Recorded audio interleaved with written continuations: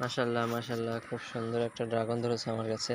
যে ড্রাগনটি আমি একটু আগেই আমার ছাদ বাগান থেকে ছিঁড়ে আনলাম, অর্থাৎ হারভেস্ট করলাম।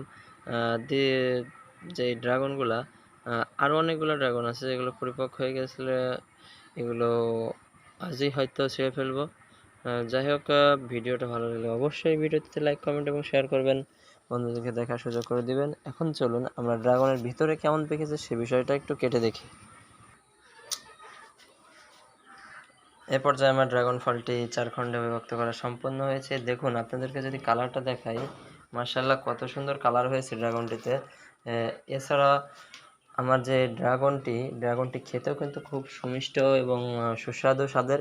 ড্রাগন ফলের উপকারিতার কথা আপনাদেরকে না বললেই নয়, কারণ এটিতে প্রচুর পরিমাণে ভিটামিন আছে, যা ডক্টররা অনেক সময় বলে থাকে যে আপনারা ফরমালিন মুক্ত ড্রাগন খেয়ে থাকুন। এই যে চারাগুলো দেখছেন, এগুলো কিন্তু এই বীজ থেকে তৈরি করা চারা। যাই হোক, ভিডিওটা যদি ভালো থেকে থাকে অবশ্যই ভিডিওটিতে একটি লাইক, কমেন্ট এবং শেয়ার করবেন এবং পাশে থাকা বেল আইকনটি অন করে দিবেন। ধন্যবাদ সবাইকে। দেখা হবে নতুন কোনো ভিডিওতে। সে পর্যন্ত সবার শুভকামনা রইল। আসসালামু আলাইকুম রহমতুল্লাহ।